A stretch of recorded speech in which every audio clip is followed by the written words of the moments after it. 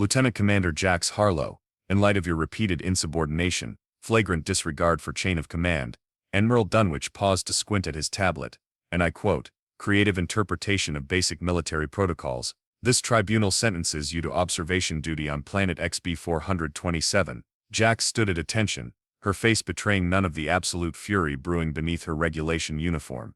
The three senior officers seated at the tribunal table looked at her with varying degrees of disappointment, though Commander Ellis was clearly suppressing a smirk. Observation duty, sir. Jax kept her voice neutral. On the dead rock. Character building assignment, Admiral Dunwich replied, not bothering to hide his satisfaction. 6-month minimum deployment. Perhaps the solitude will give you time to reflect on the importance of following orders. Even profoundly stupid ones, sir. The words left her mouth before she could stop them. The tribunal chamber went silent. Commander Ellis coughed into his fist, poorly disguising a laugh. Admiral Dunwich's face reddened to a shade that medical professionals would find concerning. Make that 12 months, Harlow, he hissed. Transport leaves at 0600. Dismissed. As Jax left the chamber, arms stiff at her sides and back military straight, she heard Commander Ellis mutter, 10 credits says she doesn't last a month. The other officers laughed. Later that night, as she packed her meager belongings, her former squadmate Trina leaned against the doorframe of the barracks. XB-427. That's not an assignment, Jax. That's a death sentence with extra paperwork. Jax shoved her lucky poker chip into her pocket.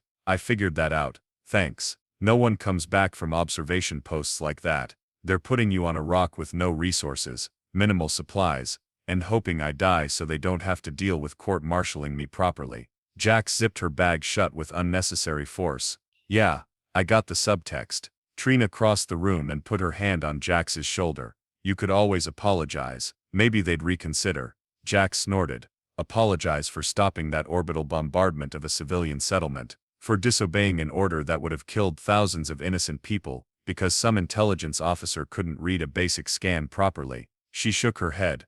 I'd rather die on that rock. That's exactly what they're expecting, Trina said quietly. Jax's mouth curled into a grim smile. Then I'll just have to disappoint them one more time. The next morning, as she boarded the transport ship, little more than an automated supply drone with a passenger compartment hastily welded on, she caught a glimpse of Admiral Dunwich observing from the hangar control room. She saluted him with exaggerated precision before boarding. If this was to be her funeral, she'd make damn sure her ghost would haunt him properly. The pilot, a board ensign, who clearly drew the short straw for this assignment, barely acknowledged her presence. ETA to XB-427 is 72 hours. Cryosleep is optional, but recommended. Thanks, but I'll stay awake, Jax replied, strapping herself in. I want to be fully conscious for every second of my punishment.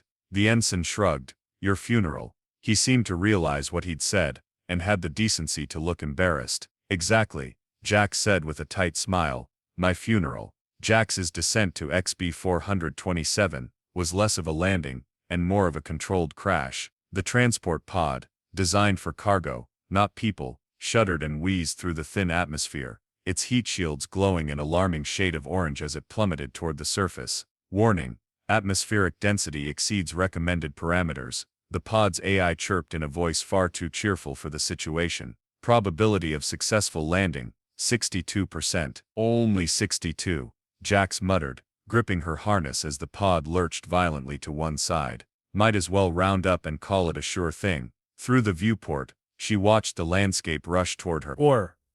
A barren wasteland of rust-colored plains and jagged rock formations, stretching to the horizon. Not a hint of vegetation or water. Just endless, lifeless terrain under a sickly yellow sky. The pod hit hard, bounced once, then skidded nearly a kilometer before grinding to a halt. Jax dangled from her harness, spitting blood from where she'd bitten her tongue. Landing successful, the AI announced. Have a pleasant stay on planet XB-427. Defined successful, Jax groaned, unclipping her harness, and dropping unceremoniously to what was now the floor. She'd have bruises for weeks. The airlock hissed open, and Jax was hit with her first breath of XB-427's atmosphere. It was breathable, barely, but had a metallic tang that immediately dried her mouth and made her eyes water. The gravity was slightly heavier than standard, making her legs feel like they were encased in concrete, as she hauled her supply crates from the pod. Observation station should be 1 kilometer east, she murmured, checking her nav unit. The Federation had been kind enough to drop her somewhat near her post, at least. Small mercies. The station came into view after a grueling 30-minute trek. Jax stopped and stared, dropping her crate with a dull thud. You've got to be kidding me. What the Federation had grandly termed an observation station was little more than a prefabricated shelter. Not much larger than her old academy dorm room. Half of it appeared to be buried under reddish dust, and solar panels on the roof were cracked and coated with grime. It looked like it had been abandoned for decades, not prepared for a new observer. The door, manual, not automated, screeched in protest as she forced it open. Inside was even worse. A cot, a small food prep unit, a communication console that looked older than she was, and life support systems that emitted alarming clicks and whines when she powered them up. Home sweet home, she muttered. The communication console lit up with a notification. Federation protocol required her to check in upon arrival. Jax punched the receive button harder than necessary. A bored-looking man with thinning hair, and the posture of someone who'd given up on life years ago appeared on screen. His uniform identified him as a communications officer, though the insignia was so faded she could barely make it out. XB 427 Observer, this is Central. Please confirm arrival and status. He didn't bother looking up from whatever he was reading off-screen. This is Lieutenant Commander Jax Harlow confirming arrival at what I can only assume is some kind of practical joke, not an observation station. That made him look up. Commander Harlow, you're alive. Last I checked. You sound disappointed. The man, his nameplate read Doug, shuffled some papers. Not disappointed. Surprised. The betting pool had you failing to survive landing. How comforting. Well, sorry to disappoint Doug. I lived. The station, however, is on its last legs. Life support is functioning at maybe 40% capacity. Doug shrugged. Maintenance visits were discontinued 3 years ago. Budget cuts. So I'm expected to observe. What exactly? In a station that's barely habitable, standard protocol is daily reports on atmospheric conditions, geological activity, and any signs of, he actually chuckled here, any signs of life. Though there won't be any. XB 427 has been confirmed dead 19 times over. Fantastic, Jax said flatly. And my supplies. Standard 6-month pack. After that, you'll be evaluated for resupply. The underlying message was clear. They didn't expect her to need more than 6 months of supplies. They didn't expect her to last that long. Wonderful chat, Doug. I'll get right to my very important observations of absolutely nothing. Harlow out. She slapped the console off and looked around her new home. The life support system gave an ominous sputter, and a fine layer of dust drifted down from the ceiling. At least the view is consistent, she said to the empty room, peering out the single grime-coated window at the desolate landscape. Dead as far as the eye can see. As if on cue, something moved in her peripheral vision, a shadow among the rocks outside. But when she pressed her face to the glass for a better look, there was nothing, just dust and stone. Jax shook her head. Day 1, and I'm already hallucinating. This is going to be a long 12 months. 3 weeks into her exile, Jax had established a routine. Wake up, check the life support systems to make sure they hadn't failed overnight, eat a ration bar that tasted vaguely of cardboard and sadness, and then begin what she called her scientific observations, which primarily consisted of taking long walks outside the station and documenting absolutely nothing. Day 22, she dictated into her recorder as she trudged up a rocky incline. Still no signs of intelligent life. Unless you count me, which is increasingly debatable. The Galactic Federation required daily reports, but they didn't specify length or detail. Jax had taken to sending Doug increasingly absurd observations, just to see if he was actually reading them. Yesterday's report had included, have named a particularly interesting rock formation Admiral Dunwich's ego. It is large, imposing, and appears to serve no useful purpose. Doug hadn't commented. Jax paused at the top of the ridge, surveying the bleak landscape. The same rusty rocks, the same dusty plains, the same, wait, something moved behind a boulder about 50 meters away. Something that definitely wasn't a trick of the light, or her isolation-addled brain. Hello, she called, immediately feeling foolish. Nothing on this planet could understand her. The movement stopped. Jax approached cautiously, one hand on her sidearm. Federation protocol was clear. Unknown lifeforms were to be documented, and if dangerous, neutralized. As she rounded the boulder, she found herself face to, well, not face exactly. More like face to smooth rounded surface. A creature about the size of a large dog stood motionless before her. It seemed to be made entirely of the local rock, reddish-brown, with flecks of quartz-like material that caught the dim sunlight.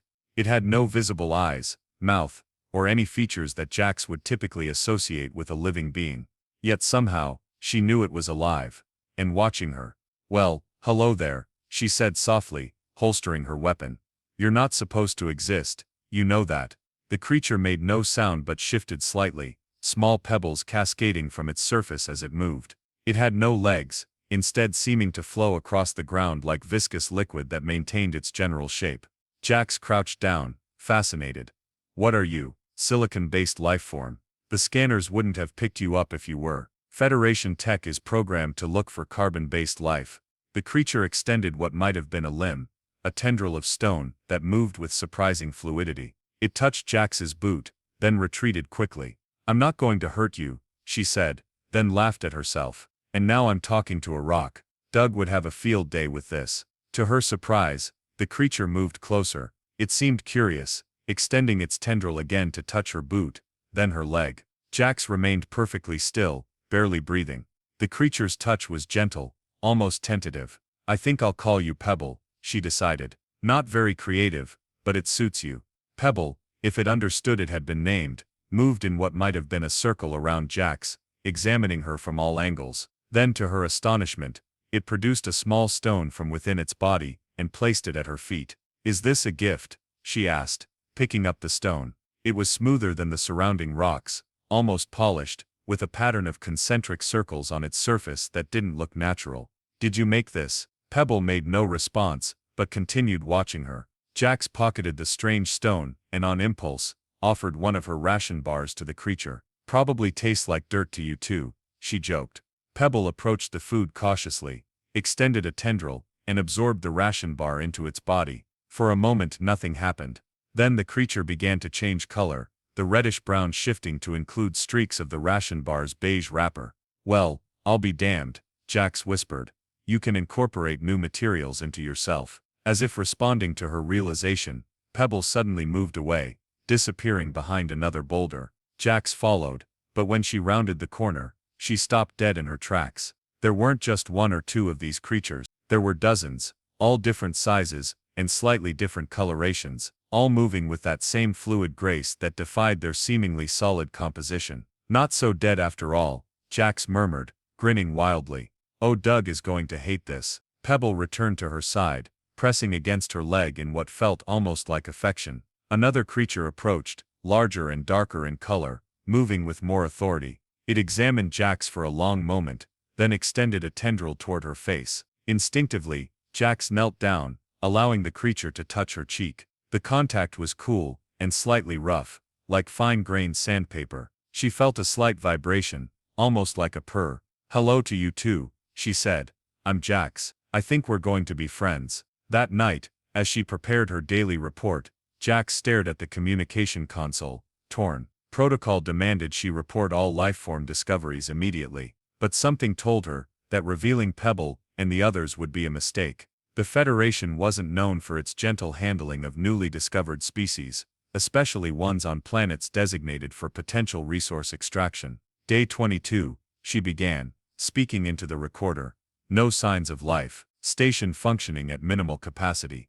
End report." She sent the transmission, then pulled out the stone Pebble had given her, turning it over in her fingers. Its surface seemed to glow faintly in the dim light of the station. "Sorry, Doug," she murmured. "Some things are better left unreported." Outside her window, she could see several stone-like shapes gathered in the distance, silhouetted against the setting sun. They weren't moving, just watching. Waiting. For the first time since arriving on XB 427, Jax Harlow smiled. This Exile might turn out to be interesting after all. "Hold that panel steady, would you?" Jax called out, balancing precariously on what had once been her station's food storage unit, now repurposed as a ladder. Pebble extended 2 stone tendrils, bracing the solar panel as Jax secured it to the roof. 2 months into her exile, the observation station had undergone a remarkable transformation. What had once been a dilapidated box slowly failing its life support checks was now the center of a sprawling complex of interconnected structures. some human-made from salvaged parts, others distinctly alien in their construction of perfectly fitted stone blocks. Perfect, Jax said, climbing down. With this array online, we should have enough power to run the atmospheric processor at full capacity. Might finally get rid of that metallic taste in the air. Pebble vibrated in what Jax had come to recognize as its version of agreement. The creature had become her constant companion, learning at an astonishing rate. It couldn't speak, at least not in any way Jax could hear, but its intelligence was undeniable. A larger silicon being that Jax had nicknamed Boulder approached, carrying what looked like a complex crystalline structure embedded in its body. Boulder was clearly some kind of leader among the silicon beings, always bringing the most interesting materials and directing the others in construction projects. "What have you got there, big guy?" Jax asked, crouching to examine the crystal. It pulsed with a faint internal light, reminding her of fiber optic cables. Boulder extended the crystal toward her, clearly offering it as a gift. When Jax touched it, she felt a slight electric tingle, some kind of natural conductor, she mused. This could be useful for the communication array. Her official communications with the Federation remained brief and uninformative. Every day Doug received the same basic message: no signs of life, station functioning, end report. What Doug didn't know was that Jax had spent weeks constructing an unofficial, much more powerful transmitter capable of reaching nearby star systems without going through Federation channels. She wasn't sure who she would contact yet, but having options seemed prudent. "You know," she said to Pebble as they worked to integrate the crystal into her makeshift technology. "On Earth, that's where humans come from. We used to have a saying, it's easier to ask forgiveness than permission. I'm thinking that applies here." Pebble vibrated, shifting color slightly to incorporate some of the crystal's blue hue. The silicon beings, it turned out, communicated primarily through vibrations and color changes, a language Jax was slowly beginning to interpret. They learned human concepts quickly, especially when it came to construction and technology. In return, they showed Jax how to use the planet's seemingly barren resources in ways Federation science had never imagined. The natives called their world Shekke, at least that's how Jax interpreted the particular frequency of vibration they used. It meant something like living stone, or breathing rock, not the dead world the Federation had declared it to be. Day 67, Jax dictated into her official recorder that evening. No signs of life. Station functioning at optimal capacity. She paused, then added with a smirk, "Have begun gardening to pass the time. Amazing what one can grow in dead soil." It wasn't entirely a lie. With the help of the silicon beings, she had indeed started growing food, not in soil, but in a crystalline medium they had shown her how to create. The Federation rations, designed to last 6 months, would now last years if needed. "Sending now," she said, transmitting the message to Doug. Within moments, the console pinged with a response, unusual enough to make Jax raise an eyebrow. Typically, Doug acknowledged her reports with nothing more than an automated receipt. "Commander Harlow," Doug's tired face appeared on screen. "Your reports have become inconsistent." Jax kept her expression neutral. "How so?" "You reported last week that the station's life support was functioning at 40% capacity. Today you claim optimal function. Our monitoring shows no supply drops, no maintenance visits." "I'm resourceful," Jax shrugged. "Fixed it myself." Doug looked skeptical. "With what parts?" "Found some old equipment buried around the station. Previous observers must have left it." "And this gardening," Jax smiled pleasantly, "helps pass the time. The soil's better than it looks." Doug leaned closer to the screen, lowering his voice. "Look, Harlow, off the record, are you hallucinating? It happens to solo observers. No shame in it." "I'm fine, Doug, just making the best of my situation." "Right." He didn't sound convinced. "Well, just keep sending your reports. Your evaluation for continued supply is coming up in 4 months. Try to stay," he seemed to search for the right word, "coherent." The transmission ended, and Jax leaned back in her chair, exhaling slowly. Outside the window, she could see dozens of silicon beings moving about what had become their shared settlement. Some were constructing new stone buildings, others were experimenting with the solar technology she had taught them. On her makeshift desk sat her latest project, a flag. Created from spare uniform material, and colored with pigments, the silicon beings had shown her how to extract from local minerals. It depicted a stylized red planet with a blue crystal at its center. "Every nation needs a flag," she murmured, running her fingers over the rough fabric. That night, as XB-427's 3 small moons rose over the horizon, Jax and Boulder planted the flag on the highest point of their settlement. The Silicon beings gathered around, vibrating in unison at a frequency that made the flag itself tremble slightly. Jax stood a little straighter, feeling oddly ceremonial. I hereby claim this corner of planet Shek, temporarily known as XB-427, as the independent territory of New Harlow. She grinned at the absurdity of it all. Population, 1 human, approximately 217 Silicon beings, and counting. Boulder extended a tendril to touch the flag, then touched Jax's hand. A clear message: together. Yes, she agreed, together.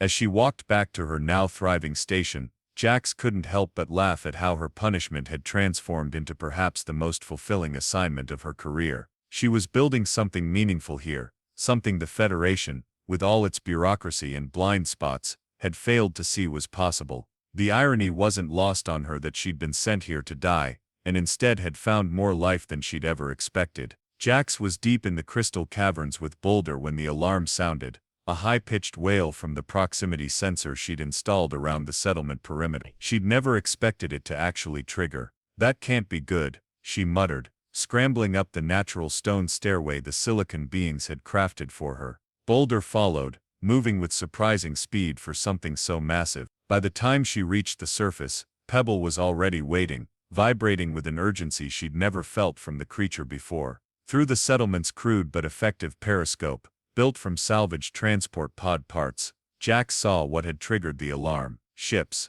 3 of them, Federation design, but not military. Commercial vessels, heavy class, the kind used for large-scale resource extraction, and they were landing less than 2 kilometers from New Harlow. Well, this complicates things, she said, ducking away from the periscope. She turned to Pebble and Boulder. We have visitors, the unwelcome kind. The Silicon beings had developed a rudimentary understanding of human language over the past months, enough to grasp concepts like danger and hide. Boulder immediately began vibrating at a frequency that rippled through the ground to the other Silicon beings. Within minutes, the entire settlement appeared abandoned, the Silicon beings either retreating underground or simply blending into the surrounding rocks. Jax grabbed her emergency pack, a habit from her military days she'd never abandoned, and strapped on her sidearm. Standard Federation protocol dictated that she identify herself to any arrivals, but something told her these weren't Federation officials coming for a surprise inspection. The communication console pinged. Doug's face appeared, looking even more haggard than usual. Harlow, he said without preamble, you've got company. I noticed. Not Federation ships. Who are they? Doug glanced over his shoulder, then lowered his voice. Zebulon Mining Corporation. They filed permits for XB-427 exploration 3 weeks ago. Fast-tracked approval. Fast-tracked? On what grounds? Anonymous survey data indicating rich mineral deposits. Someone reported the planet was more valuable than previously thought. Jax's blood ran cold. The mineral deposits. The crystals. The very things that made the Silicon beings and their world unique. Doug, there's something I need to tell you. He cut her off. Can't talk. They're monitoring communications. Just, be careful, Harlow. These corporate types don't play nice, especially when there's profit involved. The transmission ended abruptly. Jax swore, slamming her fist against the console. So much for keeping a low profile, she muttered. She didn't have to wait long for the visitors to make themselves known. Within an hour, a ground transport was rumbling toward the station, kicking up clouds of reddish dust. Jax positioned herself outside, arms crossed, the picture of bored indifference rather than the bundle of nerves she actually was. The transport stopped a respectful distance away, and 3 figures emerged. 2 were clearly security, large men with military-grade weapons poorly disguised as exploration equipment. The third was a woman in an immaculate corporate suit that looked absurdly out of place on the dusty planet. Lieutenant Commander Harlow, the woman called, approaching with an outstretched hand, and a smile that didn't reach her eyes. Veronica Zeiss, Operations Director for Zebulon Mining. We weren't expecting to find anyone alive out here. Jax ignored the offered hand. And yet, here I am, stubbornly refusing to die. Zeiss retracted her hand smoothly, as if the snub was of no consequence. Indeed, the Federation reports indicated the observer post was likely abandoned. Federation reports are often flawed, Jax replied. as evidenced by the fact that I'm standing here having this conversation. One of the security men snickered, earning a sharp glare from Zeiss. Well, this is certainly unexpected, but not problematic, Zeiss continued, her corporate smile firmly back in place. We have all the necessary permits to begin survey operations. Your presence here is, well, it's noted, but it doesn't impact our rights to the planet's resources. Your rights, Jax raised an eyebrow. Interesting choice of words. Perhaps legal authority would be more precise, Zeiss conceded. Now I understand this might seem sudden, but we'd appreciate your cooperation. Our primary base will be established about 5 kilometers south of here. Our operations shouldn't disturb your observation duties. Jax followed Zeiss's gaze as it swept over the expanded station, clearly noting the improvements that shouldn't have been possible with standard supplies. The solar arrays, the atmospheric processor, the crude but effective defensive perimeter, all far beyond what a single-stranded observer should have managed. You've been busy, Zeiss observed. I had time on my hands.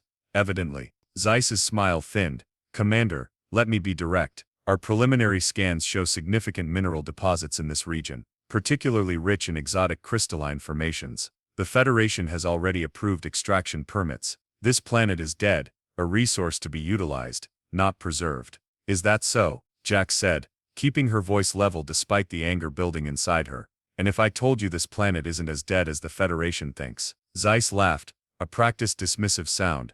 We've done 19 separate surveys. Unless you count bacteria, or microbial organisms, which don't factor into resource exploitation restrictions, this planet is officially classified as uninhabited. Classifications can be wrong, but permits are legally binding, Zeiss countered smoothly. Now, we'll begin operations tomorrow. As a courtesy, I'm informing you that there will be significant geological disruption. You might want to consider relocating your observation post. I'm quite comfortable where I am, thanks. Zeiss's professional veneer cracked slightly. Commander, don't mistake courtesy for negotiation. We're proceeding with or without your approval. Understood, Jax said, offering her own insincere smile. Just one question. Those preliminary scans of yours, did they happen to include testing for silicon-based lifeforms, or just the standard carbon-based protocols? That got a reaction. Zeiss's eyes narrowed fractionally. I don't see how that's relevant. Just curious about your thoroughness. Scientific interest. Our surveys are comprehensive, Commander. Now, if you'll excuse us, we have preparations to make. As the corporate team returned to their transport, Jax noticed one of the security men scanning the settlement with a handheld device. He pointed something out to Zeiss, who glanced back at Jax with newfound suspicion before entering the vehicle. As the transport disappeared in a cloud of dust, Jax felt a familiar vibration at her feet. Pebble emerged from what had appeared to be a natural rock formation near the station. They didn't see you, did they? Jax asked. Pebble's surface rippled in what she had come to recognize as a negative response. Good, but they'll be looking now. She gazed in the direction the transport had gone, and they won't stop until they get what they came for. That night, as XB-427's 3 moons cast eerie shadows across the landscape, Jax gathered the silicon beings in the underground cavern they had expanded into a communal space. Through a combination of gestures, vibrations, and the rudimentary shared language they had developed, she explained the threat. They want to take the crystals, she said, holding up one of the glowing blue formations that were integral to both the silicon beings' existence and their developing technology. All of them, and they won't care who gets hurt in the process. Boulder vibrated intensely, sending ripples through the cavern floor that translated roughly to "What do we do?" Jax grinned, the expression more wolfish than humorous. Well, they think they're dealing with one stranded disgraced officer with no backup and no resources. She ran a hand over the surface of her sidearm. I think it's time to show them exactly why Admiral Dunwich was so eager to get rid of me. The silicon beings vibrated in unison, a deep rumbling that Jax felt in her bones. First rule of asymmetric warfare, she said, unfolding a crude map of the area. Know your terrain better than the enemy. And lucky for us, you all literally are the terrain.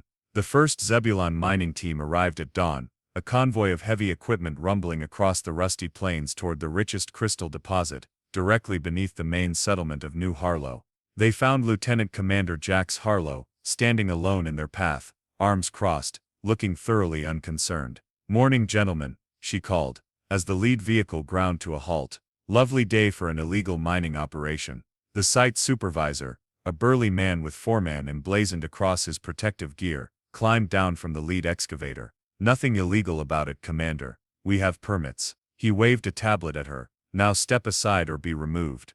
Removed? Jax raised an eyebrow. That sounds suspiciously like a threat against a Federation officer. It's a promise of procedural necessity, the foreman replied, clearly reciting from some corporate legal script. Now move, we're on a schedule. Jax made a show of considering the request, then shook her head. I'm afraid I can't do that. You see, this planet isn't uninhabited, and I've taken it upon myself to represent the local population's interests. The foreman laughed, and his crew joined in. Local population. Lady, those isolation psychosis screenings exist for a reason. There's nothing alive on this rock except you, and that's debatable. Want to bet? Jax grinned. As if on cue, the ground beneath the lead excavator shifted. Not violently, not yet, but enough to make the massive machine tilt slightly. The operator yelped in surprise. What the hell? The foreman looked down as the seemingly solid ground rippled like water. Some kind of tectonic activity. Not exactly, Jax said. The excavator sank deeper as the ground beneath it suddenly became less solid. The operator frantically engaged the emergency stabilizers, but they found no purchase. What had appeared to be solid rock was now behaving like quicksand. You might want to abandon your equipment, Jax suggested casually. Just saying. The operator didn't need telling twice. He leapt from the cab moments before the excavator tilted beyond recovery, its massive bulk sinking halfway into the ground before the earth re-solidified, trapping it in place. The foreman's face reddened. What did you do? Me, nothing at all. Jax spread her hands innocently. I'm just an observer. By now, the other workers were backing away from their vehicles, looking nervously at the ground beneath their feet. As if sensing their fear, the landscape around them began to change. Rock formations that had been stationary landmarks were moving, flowing like liquid stone toward the mining convoy. What are those things? One of the workers gasped as a boulder-sized silicon being rose up from what had appeared to be a natural rock outcropping. The locals, Jax replied simply. The ones your thorough surveys missed, because you weren't looking for silicon-based life. The ones your operation would destroy. The foreman reached for his communication device. Zeiss needs to see this. This changes everything. Does it? Jax asked, genuinely curious. Or will she just reclassify them as non-sentient and proceed anyway? His hesitation was answer enough. That's what I thought, Jax said. Now, here's what's going to happen. You and your crew are going to leave. Tell Zeiss that this section of the planet is off limits. There are plenty of crystal deposits in uninhabited regions. We've mapped them for you. She tossed a data chip to the foreman, a gesture of good faith. The foreman caught the chip reflexively, still staring at the silicon beings surrounding his trapped equipment. And if we don't agree, Jax's smile disappeared. Then my friends here will demonstrate just how easily they can turn solid ground into something significantly less supportive. Imagine that happening beneath your main base, or your landing pads, or your life support systems. To emphasize her point, a small tremor ran through the ground, causing several workers to stumble. We'll take your proposal to Director Zeiss, the foreman said, backing toward the remaining vehicles. Wise choice. As the mining crew retreated, Boulder and the other silicon beings flowed back into their natural-looking positions, once again becoming indistinguishable from the surrounding landscape. Only Pebble remained visible, moving to Jax's side. That went well, she told the small creature. Round 1 to us. But they'll be back. She wasn't wrong. 3 days later, a larger convoy approached, this time with armed escorts. But they found their path blocked by a chasm that hadn't existed on any survey map, a perfectly straight rift, too wide for their vehicles to cross. When they attempted to go around, they discovered the chasm mysteriously extended in both directions, always just ahead of their new route. After another 2 failed approaches, a more direct response came in the form of 3 corporate security shuttles landing directly in New Harlow's central plaza, 20 armed men deployed in tactical formation, with Director Zeiss striding confidently in their center. They found Jax sitting comfortably on a stone chair, drinking what appeared to be tea from a cup made of the same crystalline material the corporation was so desperate to mine. Commander Harlow, Zeiss called, her corporate smile strained. You've been interfering with legal corporate operations. Have I? Jax sipped her tea. I've simply been introducing you to the local population. Not my fault, you keep trying to bulldoze their homes.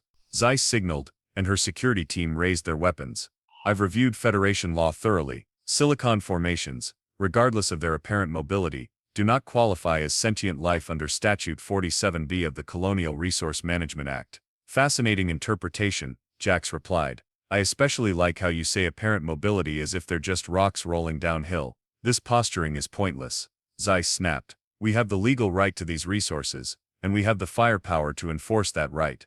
Your pets may have clever tricks, but they're not bulletproof. Jax set down her teacup with deliberate care. True, but you should know that I've been transmitting everything that happens here to multiple off-world contacts, sympathetic journalists, environmental activists, military friends who owe me favors. If anything happens to me or the Silicon beings, those transmissions go public. How do you think the Federation Council will react to footage of Zebulon Corporation massacring a newly discovered sentient species for profit? Zeiss's composure faltered. You're bluffing. Am I? That unsanctioned communications array on my roof has been quite active. Did you really think I spent 6 months here without establishing contingencies? Before Zeiss could respond, the ground shifted, not violently, but unmistakably. Several security officers stumbled, looking down in alarm. What they saw made their blood run cold. They weren't standing on ground anymore, but on the backs of dozens of silicon beings, all vibrating in perfect unison. Oh, Jax added casually. I should mention that when they vibrate at precisely this frequency, it affects the crystal deposits underground, creates quite an interesting resonance cascade, the kind that could trigger a very localized but very violent geological event, right under your ships. As if on cue, the security team's shuttles began to sink slightly as the seemingly solid ground beneath them softened. You're insane, Zeiss whispered. No, I'm just a very good tactical officer who was sent to die on a planet that turned out to be full of allies. Jax stood up. Now, would you like to discuss reasonable mining rights in uninhabited sections of the planet, or should we continue this standoff? 3 days later, Doug's surprised face appeared on Jax's communication console. Commander Harlow, the Federation Council has received a unique petition from Zebulon Mining Corporation. They're requesting official recognition of XB-427 as a protected planet with limited regulated resource extraction rights. And they've named you as the official Federation liaison to the, he checked his tablet, indigenous silicon-based collective of New Harlow. Jax leaned back in her chair, feet propped on the console. Is that so? There's also mention of threatening geological events and a fanatical commander with rock demons at her command. Doug looked up. Care to explain? Would you believe I've just been following standard observation protocols? Jax asked innocently. No. Then let's just say I made some friends and negotiated a mutually beneficial arrangement. Doug sighed. The Admiralty is in an uproar. Half of them want you court-martialed. The other half want to promote you for first contact with a new species. And Admiral Dunwich had what medical is calling a stress event when he saw the petition. He's on mandatory leave.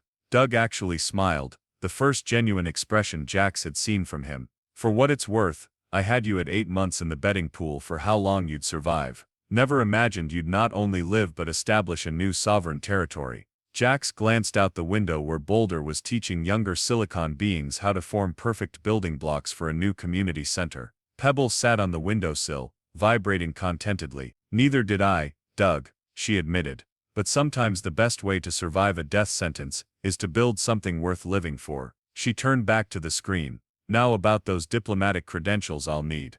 Outside, the flag of New Harlow snapped in the breeze, its blue crystal emblem catching the light of the setting sun. Below it, a smaller sign had been added recently, painted in Jax's neat military script. Welcome to New Harlow Pop 1 Human. 256 silicon beings trespassers will be educated thoroughly and without mercy, and in smaller letters below, Mining Corp excavators, swallowed so far 4, but we're always happy to increase the count.